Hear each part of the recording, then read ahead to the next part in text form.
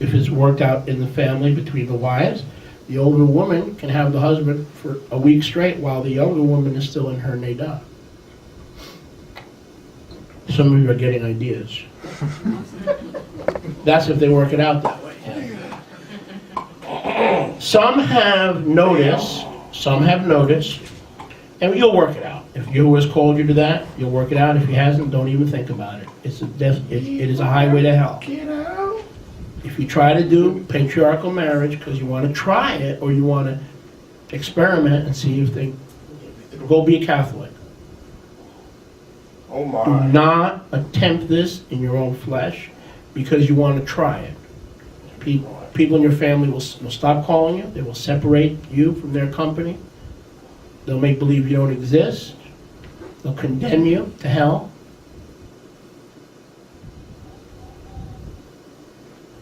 Your best friends will disown you. There's a very high price to pay for this lifestyle. And you will be misunderstood and misrepresented, and you'll be like Yeshua in Isaiah 53. Men will hide their faces from you. They don't want to be associated with you in any way. And doors will close left and right. Many doors will close.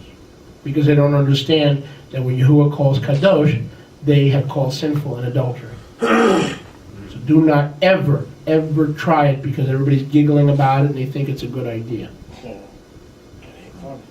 You better be called. But if you're called, you'll be equipped. Amen. And if you're equipped, you'll be empowered. Amen. Amen. Thank you, Yeshua. Now, some have noticed that many women who, let's take the case of sister wives, many women who live in close quarters, I've heard, I don't know this for a fact, you guys, some of the women know, that all menstruate monthly, like in a dorm room or college, at the same time. Yep. It does happen. It does happen, thank you, we've had confirmation. If this is so, and we believe it is, rather than all the wives being in one home, it's possible other wives can live close by in an adjacent dwelling.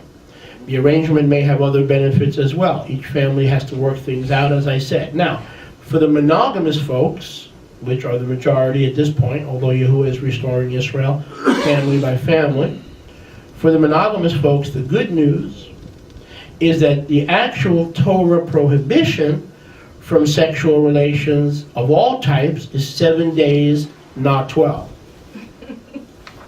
That's good news, right, Wilbur? For us monogamous folks. Not 12, but 7. No wonder you're so happy. You're not following the rabbis, you're following the Torah. Amen. Amen, amen.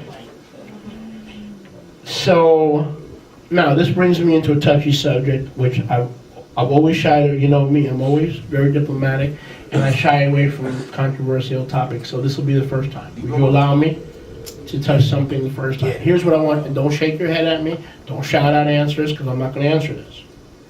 Okay? But something for you to think about.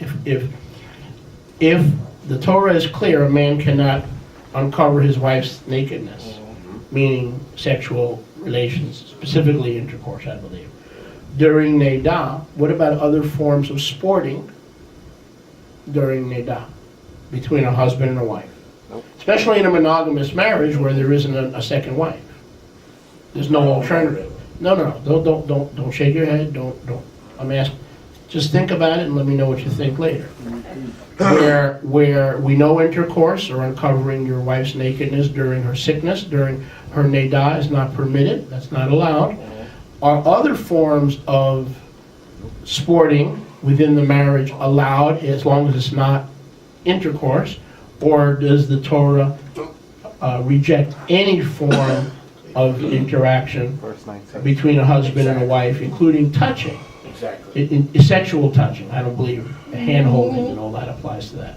And somebody's going to respond, even though I've asked them not to respond. Verse Yes. 19. Look at According 19. to this, it really sounds like you can't touch. Verse 19. You can't touch.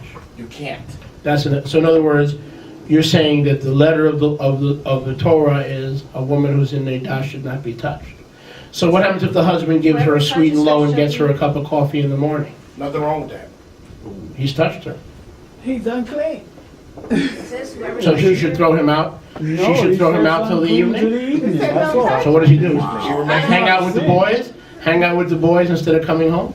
No. Come home and bring a present. Exactly, that's why I don't want to get into it. The touch he's talking about is sex, not necessarily, Correct. you cannot sleep with her, period. Okay. You can't sleep in the same bed? I You're talking mean, about- have sex with her, Right. no Oh, no, no, sexual but- relationship. Whether- Whether touching anything that she sat on. Thank you. She'll wash his clothes. Thank you.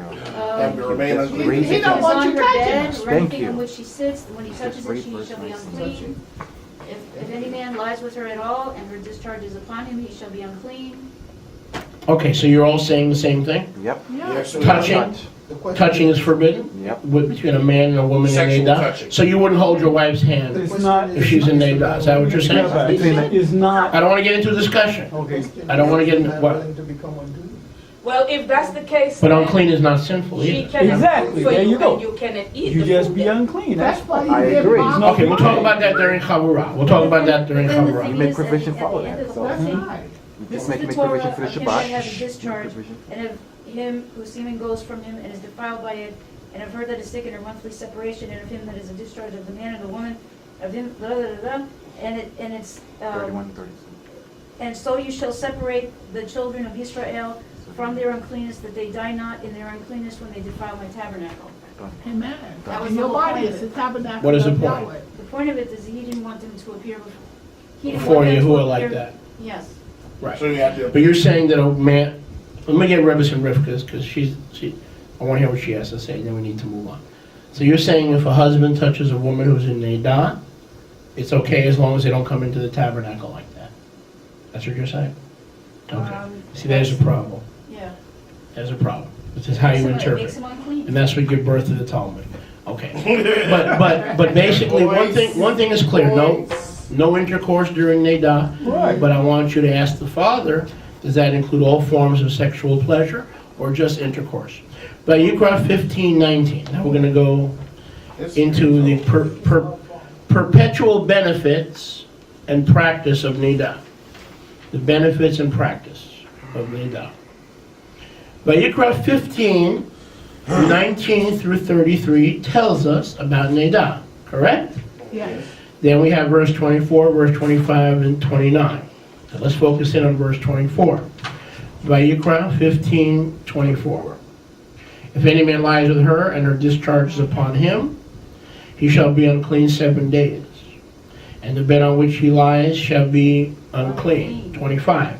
If a woman has a discharge of her dam many days, but not in the time of her Niddah, or if it runs beyond the time of separation, all the days of the discharge of her uncleanness, she shall be as the days of her separation. She shall be unclean.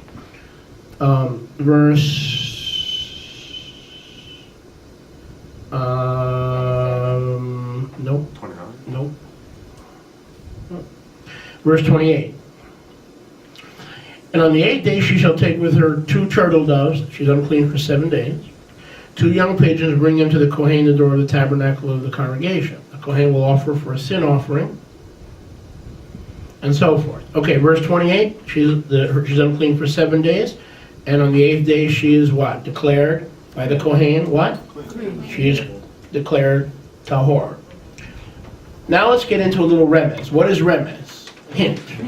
This is where it gets a little bit exciting. Hint. The 7 days of Niddah compare to the 7 years of the Great Tribulation. It is a time of Niddah, where Israel is unclean, being defiled prophetically by the nations. Now we're talking about Niddah in prophecy. Okay. The tribulation is defiled. If Israel does not observe the Shemitah, or the 7th year land Shabbat, the land is said to be in Niddah. The land is not clean for harvest. Okay. Because Shemitah, or the 7th year land Shabbat, was ignored and not performed. Now, we know that when Shemitah is observed, in what year?